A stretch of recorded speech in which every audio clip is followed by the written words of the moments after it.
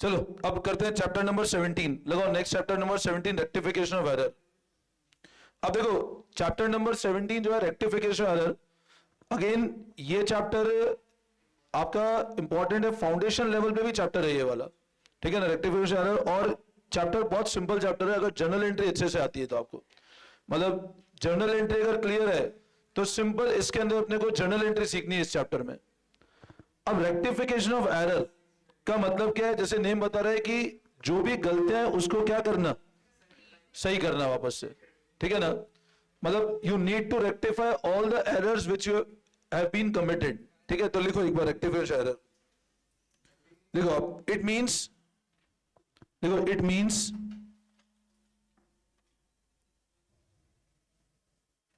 Correction of the error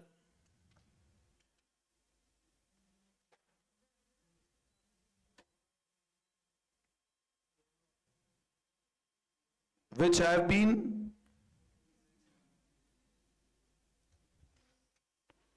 done in the books. It means corrections of the error which have been done in the books. फिर लिखो rectification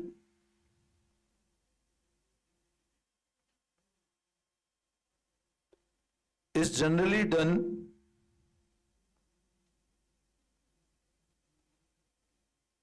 by passing journal entry.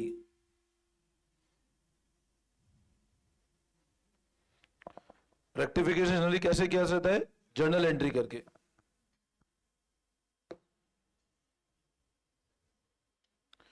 ठीक है, अब rectification error की जब हम लोग बात करते हैं तो सबसे पहले हम लोग यहां ये बात करते हैं एरर्स। एरर मतलब कोई भी मिस्टेक कमिट कर दी हमने। अब जैसे अज्यूम करो अपन ने जर्नल किया, लेजर कर लिया, ट्रायल बैलेंस हो गया, अपना जर्नल हो गया, लेजर हो गया और ट्रायल बैलेंस हो गया। या मान लो जर्नल लेजर हुआ, ट्रायल बैलेंस बाकी है। अब हमको मान लो रेक्टिफिकेशन, हमको पता लगा गलती हो गई, जर्नल लेजर हो गया और ट्रायल बैलेंस बनना बाकी था और हमको पता लगा कुछ मिस्टेक हुई, या ट्रायल बैलेंस बन गया फिर पता लगा कुछ मिस्टेक हुई। या अज्यूम करो हमने इस साल के फाइनल अकाउंट से कंपाइल कर लिए और फिर पता लगा कुछ मिस्टेक हुई। तो रेक्टिफिकेशन 3 स्टेज पे किया जा सकता है। पहली स्टेज होती है ट्रायल बैलेंस बनने के पहले, बिफोर। एक होता है after preparation of trial balance, कि ट्रायल बैलेंस बन गया और अब रेक्टिफिकेशन करना है। और एक होता है फाइनल अकाउंट्स बन गए, इन the next accounting period rectification. ठीक है, तो लिखो नेक्स्ट लाइन में, the rectification can be done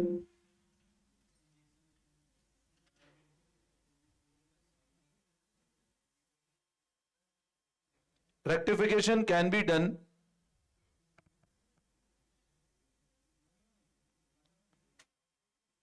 at the following 3 stages। और रेक्टिफिकेशन 3 तरह से किया जा सकता है। फर्स्ट,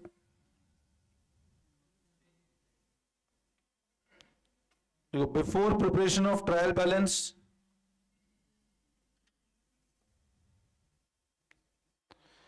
मतलब पहला रेक्टिफिकेशन कब कर सकते हैं, ट्रायल बैलेंस बनने के पहले।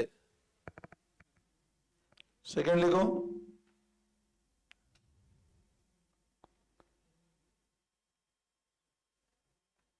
After preparation of trial balance,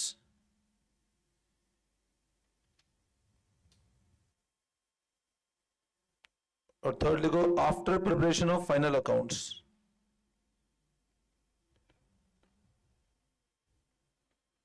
that is next accounting period,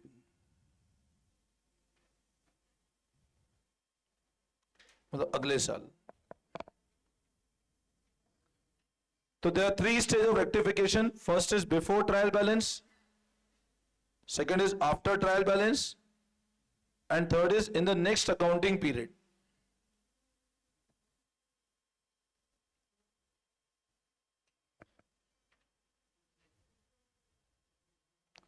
अब है ना, जैसे हम लोग बात करते हैं इन 3 पर्टिकुलर कैटेगरी की, बिफोर ट्रायल बैलेंस, मतलब आपने लेट से जर्नल किया, लेजर किया, आपको गलती पता लगी, आपको रेक्टिफाई करना है। आपने जर्नल कर लिया, लेजर कर लिया, ट्रायल बैलेंस बना लिया, अब आपको मिस्टेक पता लगी, रेक्टिफाई करना है। और ट्रेडिंग पीएनएल बन गया, बैलेंस शीट बन गई, फिर रेक्टिफिकेशन करना है। तो ये जनरली क्या होगा, अगले साल रेक्टिफिकेशन करना है। तो मैच तो कर जाएगा, अभी मैं बताऊंगा किस हिसाब का, है ना। बहुत सारे केस होंगे जब मैच तो कर जाएगा हमको, और नहीं मैच होगा तो आप टेम्पररी सस्पेंस में डालोगे उसको, तो आपको सस्पेंस भी वापस क्लोज करना पड़ेगा। तो देखो आप एक चीज समझो, अभी मैं आपको जो आगे टॉपिक पढ़ाऊंगा वो पता लग जाएगा मैच कब करेगा, ठीक है ना। रेक्टिफिकेशन में फिर मैं समझा रहा हूं, रेक्टिफिकेशन मतलब क्या होता है, कोई भी गलतियों को करेक्ट करना। और रेक्टिफिकेशन हम लोग 3 स्टेज पे कर सकते हैं, before trial balance, after trial balance और in the next accounting period. अब इन तीनों पॉइंट्स को हम लोग वन बाय वन डिस्कस करते हैं। उसके पहले हम लोग ये समझते हैं what are the various types of errors, मतलब एरर की क्या क्या कैटेगरी है। तो लिखो next heading, classification of errors.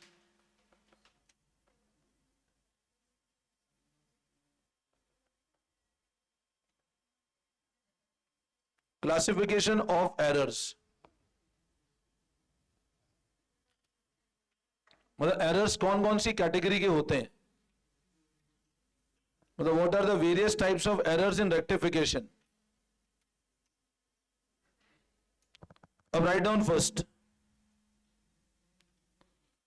देखो error of principle, error of principal,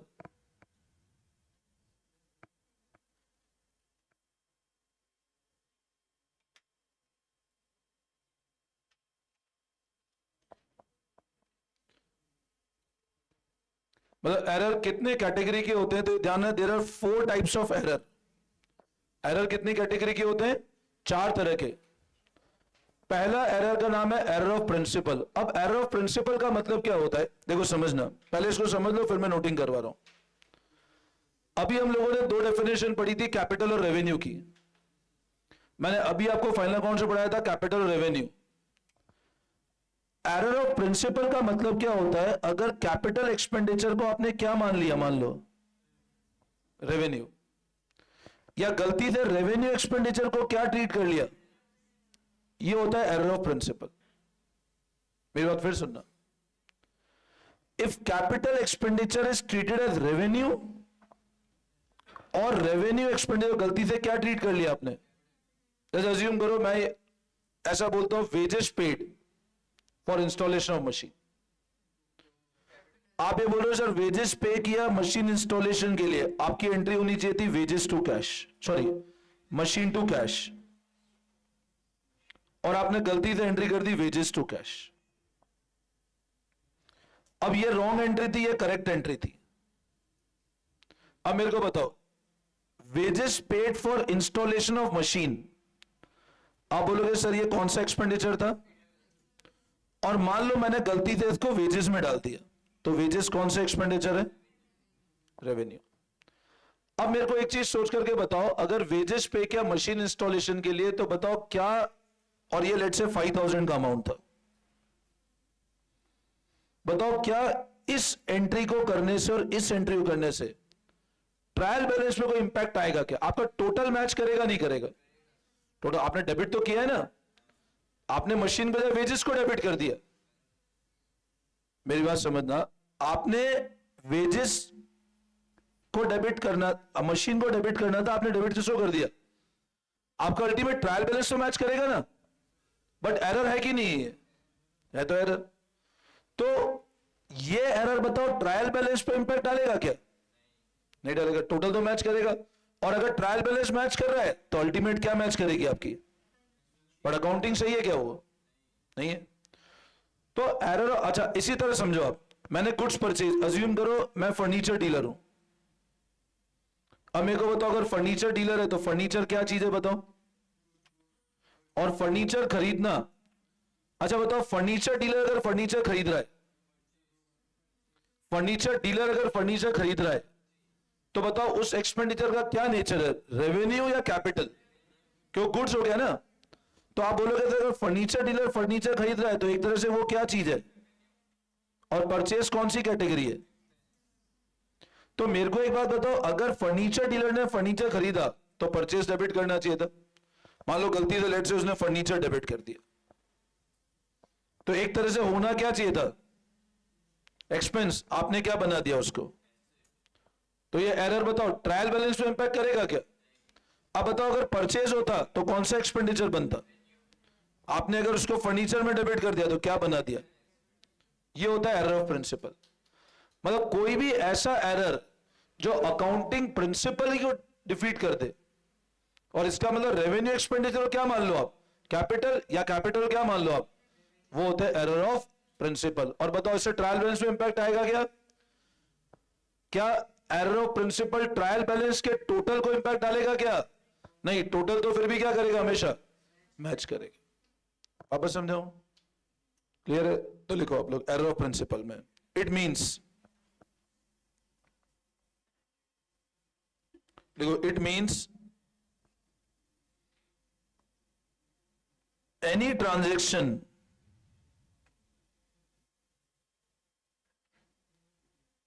which is recorded, any transaction which is recorded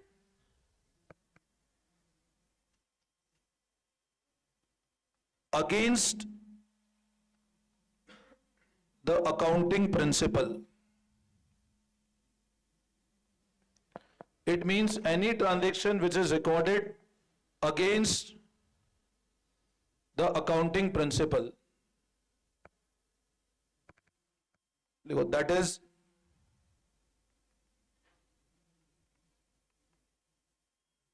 capital expenditure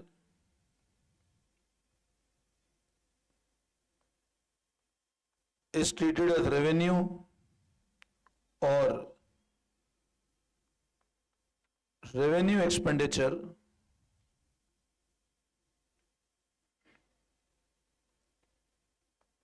is treated as capital. मतलब capital को रेवेन्यू मान लिया, रेवेन्यू क्या मान लिया, कैपिटल।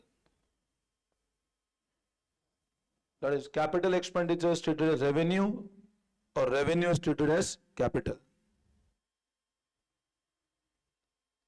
और बताओ क्या ये एरर ट्रायल बैलेंस में इंपैक्ट करेंगे क्या? नहीं करेंगे। एक बार ये नोटिंग कर लो पहले पूरा।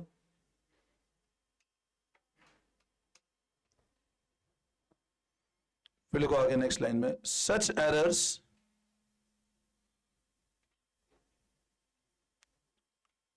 does not affect trial balance. ये एरर किसको अफेक्ट नहीं करते हैं? ट्रायल बैलेंस को। देखो for example,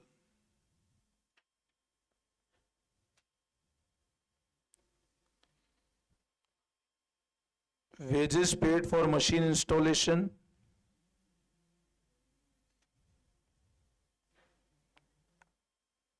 debited to wages account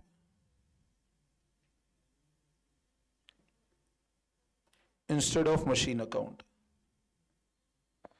यह है error of principle. This is known as which error? Error of principle.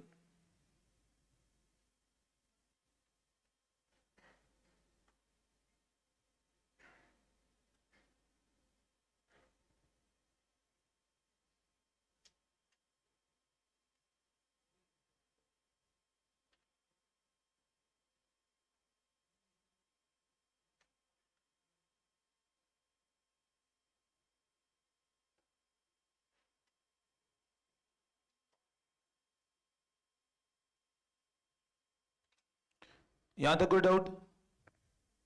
तो एरर ऑफ प्रिंसिपल क्लियर है, मतलब कैपिटल एक्सपेंडिचर क्या ट्रीट कर लिए, रेवेन्यू, या रेवेन्यू क्या मान लिए, capital. This is known as which error? Error of principle. बोलो इसमें कोई डाउट? वापस समझाओ? ठीक है, अब लिखो नेक्स्ट। सेकंड लिखो error of omission.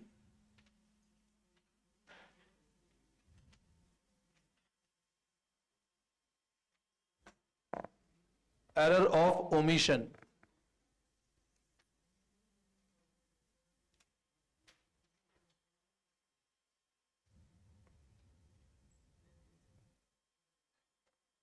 error of omission.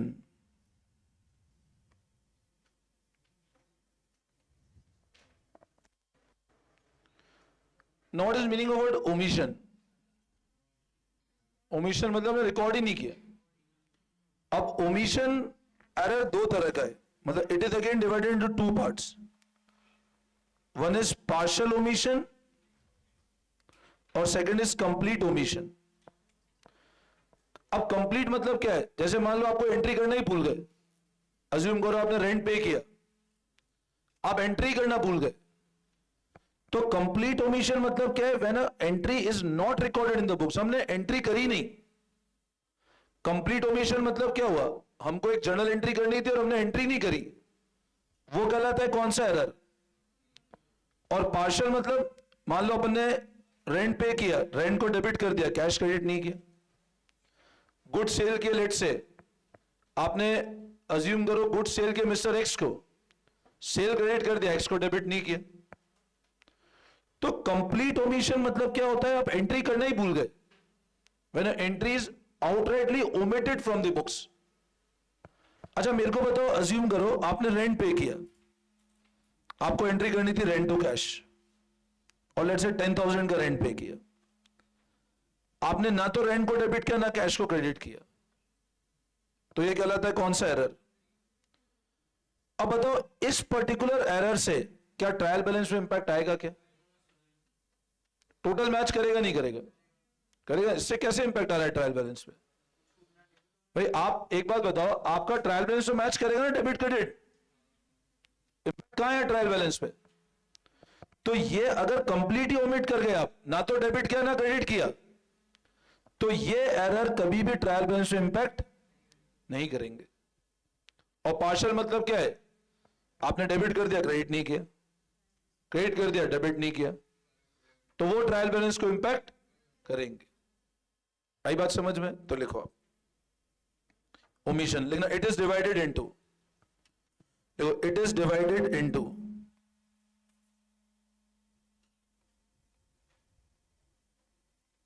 First लिखो आप कंप्लीट ओमिशन.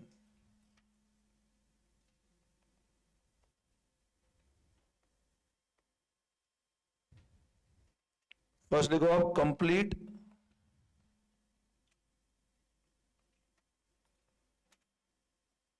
और सेकंड लिखो पार्शियल ओमिशन.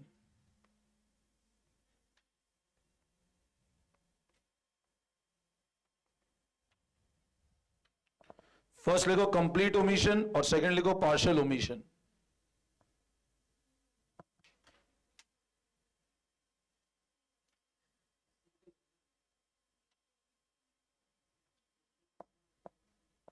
नोट कर लिया?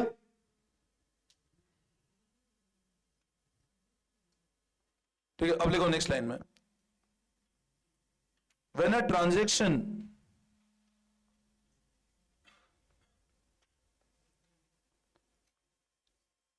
is not recorded in the books, record ही नहीं किया हमने,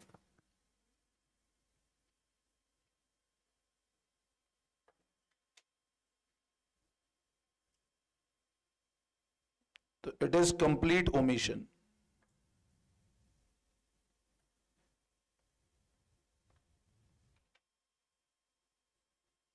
When transaction is not recorded in the books, it is complete omission.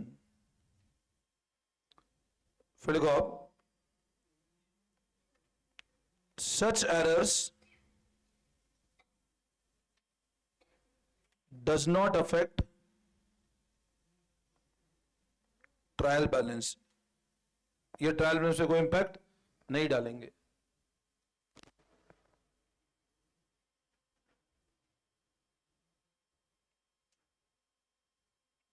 हमने एंट्री करना ही भूल गए हम लोग.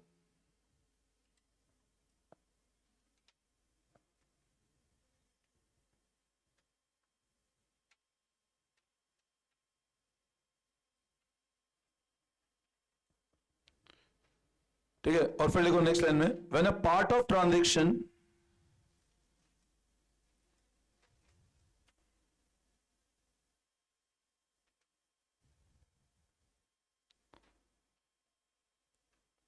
इज नॉट रिकॉर्डेड, मतलब कुछ पार्ट रिकॉर्ड नहीं हुआ. When a part of transaction is not recorded,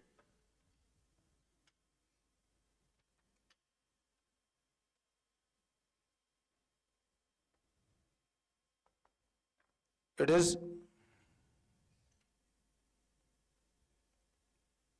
partial omission, or such errors affect trial balance. ये एरर ट्रायल बैलेंस को अफेक्ट करेंगे. बोलो समझ में आया? जब कुछ पार्ट रिकॉर्ड नहीं हुआ तो वो कहलाएगा पार्शियल ओमिशन, और ये एरर हमेशा ट्रायल बैलेंस को अफेक्ट करेंगे. मतलब इससे टोटल मैच नहीं होगा अल्टीमेटली.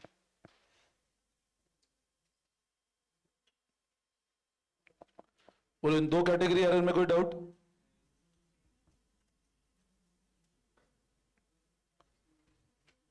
इन दो एरर्स में कोई दिक्कत?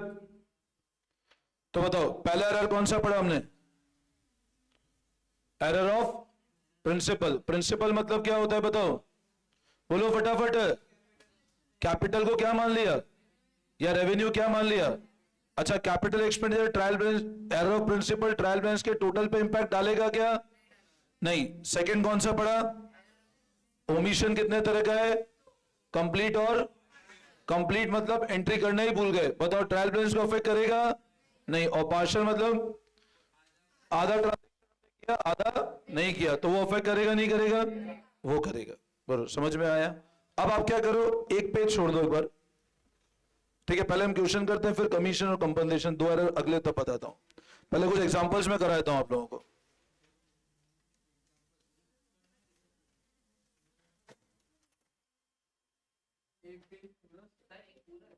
हाँ, एक पेज 3/4 से एक पेज चाहिए बस मेरे को, है ना? हाँ, 3/4 से एक पेज चाहिए.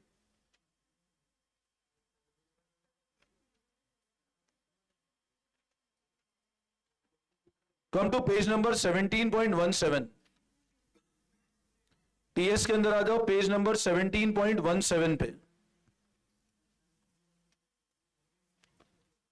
अप्रोक्सीमेटली 3/4 टू 1 पेज ब्लैंक छोड़ देना, और फिर पेज नंबर पहले 17.17 पे आओ आप लोग. इलस्ट्रेशन नंबर 5 देखो. पेज नंबर 17.17 पे illustration number 5. Page number 17.17 illustration number 5 देखेंगे आप लोग. अब है ना, स्टार्टिंग के आपको एक दो क्वेश्चन में बिल्कुल बेसिक कंसेप्ट समझाता हूं, चल रहा हूं, ध्यान से सुनना. Rectify the following error. आपको रेक्टिफाई करना है एरर्स को. Wages paid for construction office debited to wages account. अब सबसे पहले बताओ, ध्यान देना, अब इसमें रेक्टिफिकेशन करना कैसे? हम लोग क्या करते हैं, मैं आपको एक दो क्वेश्चन में बिल्कुल स्टेप बाय स्टेप समझा रहा हूं, फिर आप क्या आपको समझ आ जाएगा, डायरेक्ट ही हो जाएगा आप लोगों से, है ना? मैं सबसे पहले करता हूं करेक्ट एंट्री. अच्छा बताओ, पहला पॉइंट पढ़ो आप. Wages paid for construction office debited to wages account. सबसे पहले तो अगर ऑफिस कंस्ट्रक्शन में वेजेस पे किया, क्या एंट्री होनी चाहिए थी? बिल्डिंग ऑफिस मतलब आपने अगर वेजेस पे किया ऑफिस कंस्ट्रक्शन के, तो बिल्डिंग में जाना चाहिए था वो. तो what should be the correct entry? आप बोलोगे सर करेक्ट एंट्री होनी चाहिए थी बिल्डिंग टू कैश. कितने रुपए से? 20,000. ये सही होना चाहिए था ना, correct entry. Getting my point? अच्छा, आपने गलती से कर क्या दिया बताओ? आपने वेजेस पे किया, आपने डेबिट किसको कर दिया? तो बोला आपने क्या कर दिया?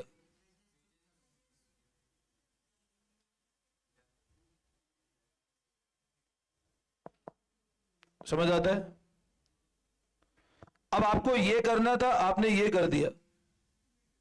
ये रॉन्ग एंट्री है, ये करेक्ट एंट्री है. बताओ कैश में कोई गलती है क्या? कैश तो क्रेडिट होना चाहिए था, क्रेडिट हो गया. अच्छा बोलो, किसको अननेसेसरी हमने डेबिट कर दिया, जो डेबिट नहीं होना चाहिए था? बताओ वेजेस डेबिट होनी चाहिए थी क्या? आपने वेजेस को डेबिट कर दिया. तो अब मेरे को बताओ बिल्डिंग, अच्छा बताओ बिल्डिंग डेबिट होनी थी नहीं होनी थी? बिल्डिंग होना था, आपने बिल्डिंग को डेबिट किया क्या? तो रेक्टिफिकेशन होता है, कैश में कोई मिस्टेक है क्या?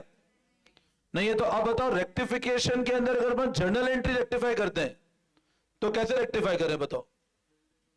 किसको डेबिट कर दें और किसको गलत डेबिट किया? तो आपने बिल्डिंग को डेबिट नहीं किया, डेबिट कर दो। किसको गलत डेबिट कर दिया आपने, तो क्या करो, उसको क्रेडिट कर दो। तो आप बताओ, अगर रेक्टिफिकेशन एंट्री करोगे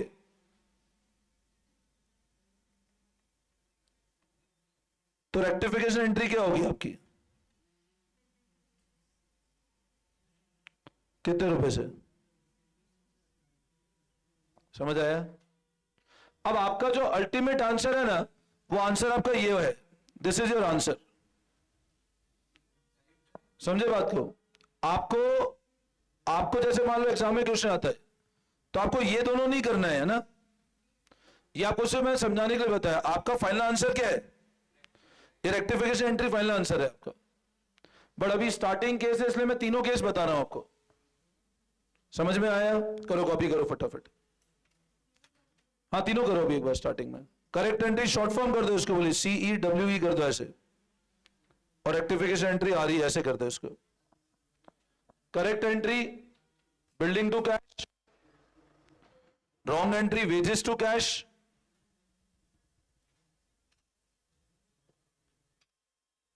ग्रेजुअली जैसे जैसे अपनी प्रैक्टिस हो जाएगी ना, आपको धीरे धीरे डायरेक्ट रेक्टिफिकेशन एंट्री आना चालू हो जाएगा, ठीक है ना? बट कहीं आपको दिक्कत आए तो you can pass these two entry और फिर आप समझ सकते हो करके, है ना?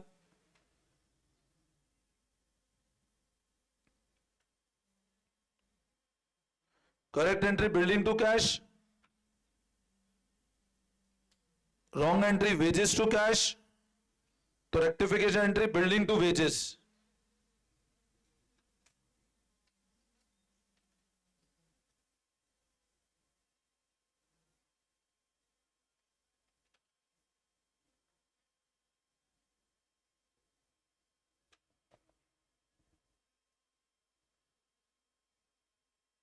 क्लियर है?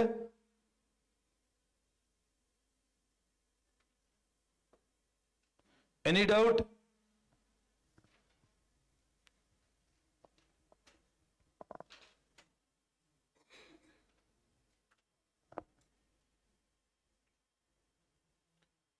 कोई कंफ्यूजन? कॉपी कर लिया? सो सेकेंड पार्ट देखो,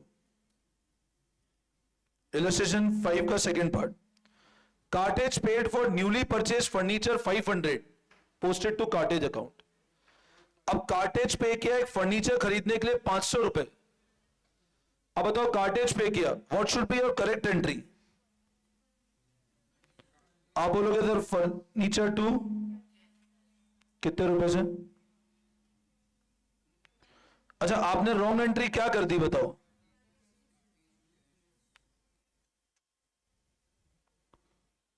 अब बताओ कैसे रेक्टिफाई करें?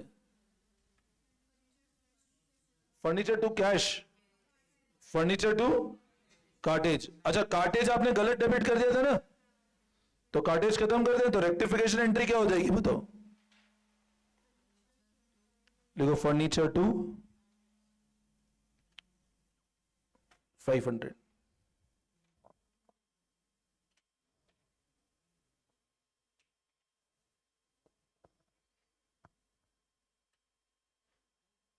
एरर का नेचर क्या है? अपने दो एरर पढ़े थे ना, एरर ऑफ ओमिशन, प्रिंसिपल। ये कौन सा नेचर का एरर है? प्रिंसिपल है ना। फर्नीचर परचेज किया, कार्टेज में अंदर डाल दिया आपने, तो कार्टेज एक्सपेंस है, फर्नीचर एसेट था, मतलब कैपिटल को रेवेन्यू मान लिया आपने।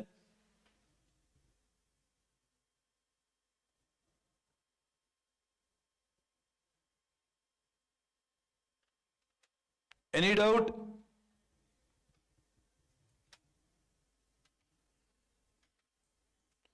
वापस समझाऊं? क्लियर है? समझ आ गया? नेक्स्ट थर्ड पार्ट देखो।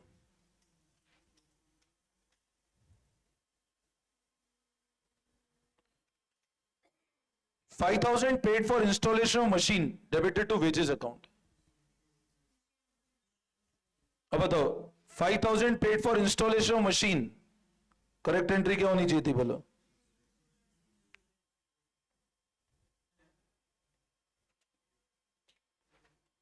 आपने रॉन्ग एंट्री क्या कर दी बताओ? Now how will you pass rectification entry? तो लिख दो rectification entry.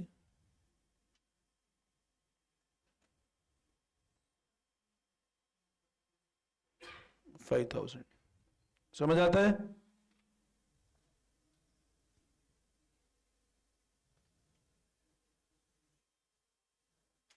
वेजेस क्लोज कर रहे हो, मशीन क्रिएट कर रहे हो आप.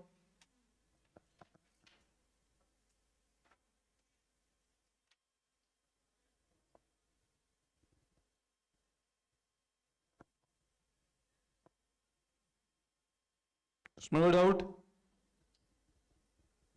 Any confusion? क्लियर है बिल्कुल? Fourth, machine purchase for 50,000 pass to purchase book. Purchase book मतलब सब्सिडरी बुक पढ़ा था ना. परचेज बुक मतलब सिर्फ credit purchase of goods record करती है, मतलब गुड्स की परचेज रिकॉर्ड करेगी ना परचेज बुक. तो अब मशीन परचेज की बताओ, मशीन परचेज की तो क्या एंट्री होनी चाहिए थी? मशीन टू सप्लायर कर दे हम लोग, क्योंकि परचेज बुक से किया है. अपने सप्लायर क्यों करो? परचेज बुक में क्रेडिट परचेज रिकॉर्ड होता है ना, कैश परचेज तो होगा ही नहीं. अपने सब्सिडरी बुक पढ़ा था ना, ध्यान है ना? हाँ, कुछ लोग ताजुब कर रहे हैं कि क्या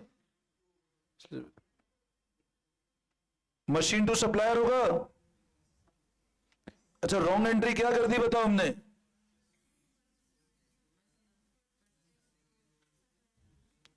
credit purchase of goods record होता है परचेज बुक में. अच्छा, कैश परचेज ऑफ गुड्स होगा तो परचेज बुक में जाएगा क्या?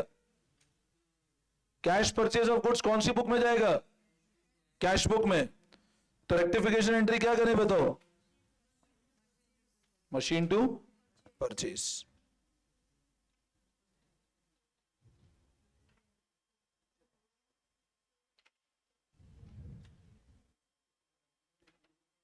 समझ में आया?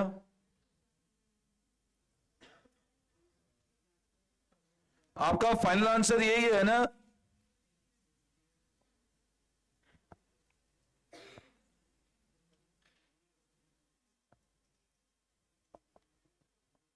Any doubt? Next, old furniture sold for 5,000 pass to sales book. पुराना फर्नीचर बेचा. अब मेरे को बताओ, पुराना फर्नीचर बेचा और सेल बुक में कर दिया, तो सेल बुक में कौन सी रिसिप्ट आती है? रेवेन्यू रिसिप्ट या कैपिटल रिसिप्ट? सेल्स बुक मतलब गुड्स की सेल रिकॉर्ड करेंगे ना. और बताओ, आपने पुराना फर्नीचर बेचा, तो पुराना फर्नीचर बेचना मतलब असेट कम हुआ, तो पुराना फर्नीचर बेचना कौन सी रिसिप्ट है? कैपिटल. और आपने गुड्स की सेल मान लिया, मतलब रेवेन्यू मान लिया. तो अब बताओ करेक्ट एंट्री क्या होनी चाहिए थी? कस्टमर टू फर्नीचर या डेटर टू फर्नीचर भी कर सकते हो, है ना? कितने रुपए से? आपने रॉन्ग एंट्री क्या कर दी? Customer to sale. आप डेटर कर दो, बोले डेटर टू फर्नीचर या डेटर टू सेल, है ना? बताओ, डेटर में कोई गलती है क्या? डेटर में. अच्छा बताओ, ये फर्नीचर असेट बढ़ रहा है या रेवेन्यू बढ़ रहा है या असेट कम हो रहा है? और सेल में रेवेन्यू बढ़ रहा है, तो ये असेट की सेकेंड एंट्री है, और एक तरह से ये रेवेन्यू की कौन सी थी? ये करेक्ट एंट्री है, रॉन्ग एंट्री. अच्छा, कस्टमर में कोई गलती है क्या बताओ? Is there any mistake in customer? वो तो डेबिट होना चाहिए, डेबिट किया आपने. अब मेरे को बताओ, किसको क्रेडिट करना था? फर्नीचर को. और आपने गलती से किसको क्रेडिट कर दिया? तो रेक्टिफिकेशन कैसे करेंगे बताओ? Sales to furniture. तो लिखो rectification entry.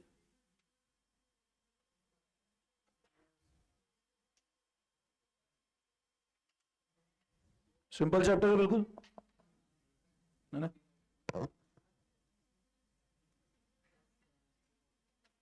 Any doubt?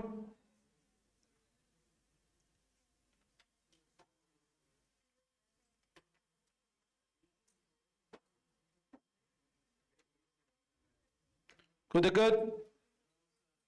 Clear है? इलस्ट्रेशन 7 पे हो, पेज अभी 20 मिनट बाकी है क्लास में। अरे मैं कोर्स करा ना, इस वीक में खत्म पूरा। 11-7 पे हो, कैसे हो जाएगा? फटाफट आ जाओ 11-7 पे। Following error were identified in the books of कुरान, pass entry to rectify them. करो फटाफट। फर्स्ट इलस्ट्रेशन नंबर 7, बातें नहीं। अब मैं डायरेक्ट कर लूं करेक्ट और रॉन्ग की बजाय, समझ आ रहे? Now 25,000 paid for furniture, charge to purchase.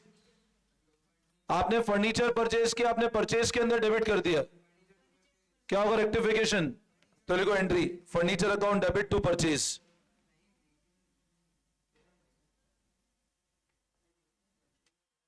Furniture to purchase 25,000।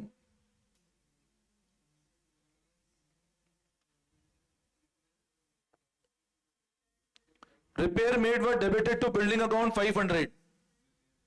हमने रिपेयर कराया और बिल्डिंग को डेबिट कर दिया। अब बताओ, रिपेयर कराया और बिल्डिंग को डेबिट किया तो किसको गलत डेबिट कर दिया? बिल्डिंग। किसको डेबिट करना था? रिपेयर। तो लिखो repair to building.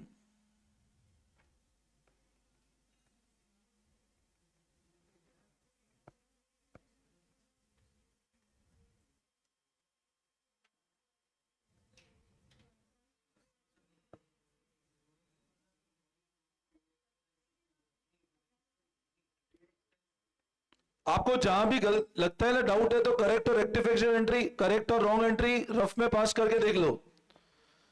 Amount of 1,000 withdrawn by proprietor for personal use. अब बताओ, पर्सनल यूज के लिए विड्रॉ किया, क्या एंट्री होनी चाहिए थी? अगर पर्सनल यूज के लिए पैसा विड्रॉ किया, क्या एंट्री होनी चाहिए थी?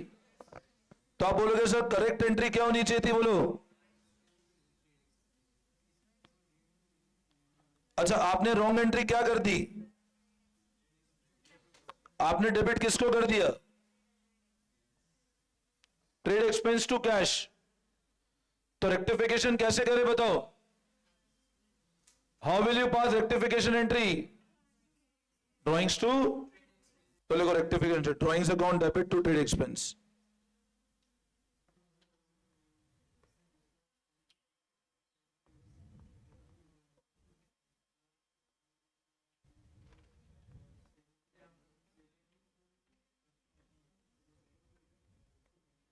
Drawings to trade expense.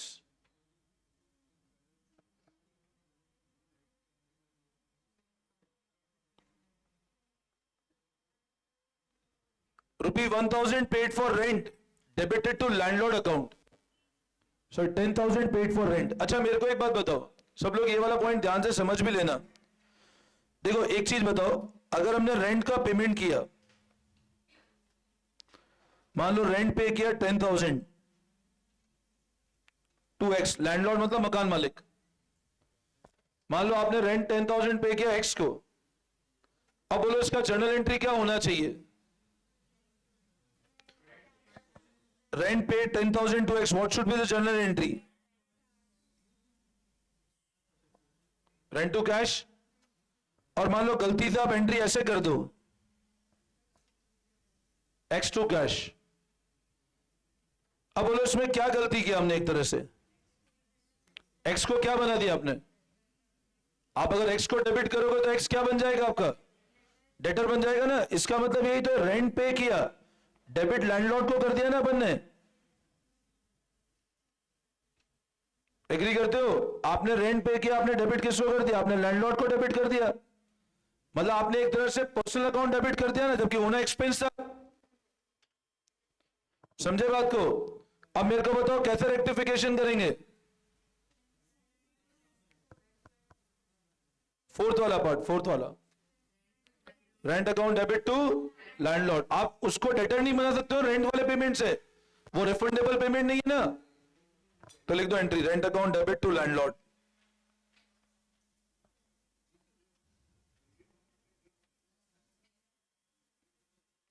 Amount next fifth वाला देखो, salary 1250 paid to clerk debited to his personal account.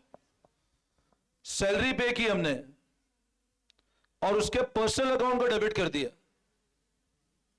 अब बताओ सैलरी पे की, what should be the entry? क्या वो रिफंडेबल अमाउंट है क्या? अगर पर्सनल अकाउंट को डेबिट किया तो आपने डेटर बना दिया उसको, सैलरी टू क्लर्क हो जाएगी एंट्री। तो लिखो एंट्री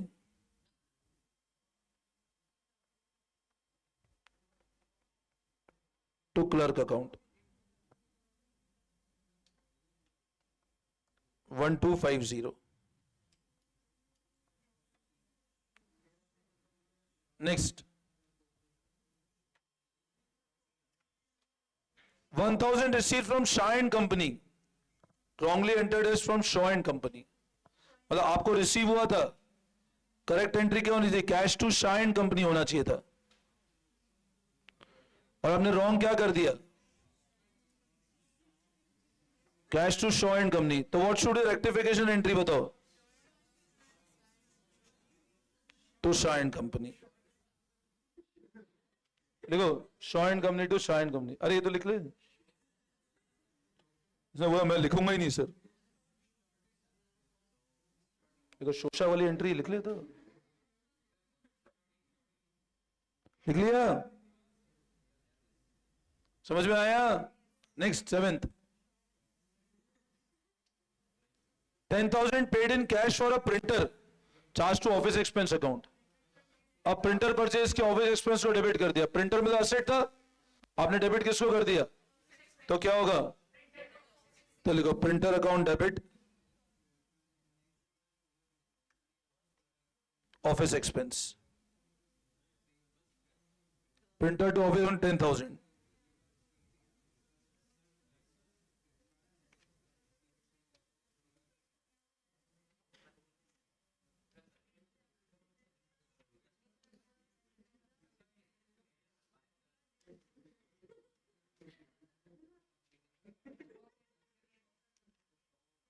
चलो आओ पेज नंबर निकालो दूसरा।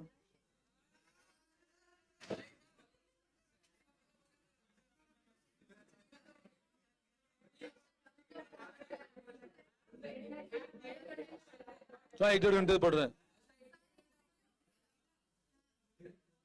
पढ़ना है ना? ये बोल रहे हैं मैंने कुछ लिखा ही नहीं कॉपी में।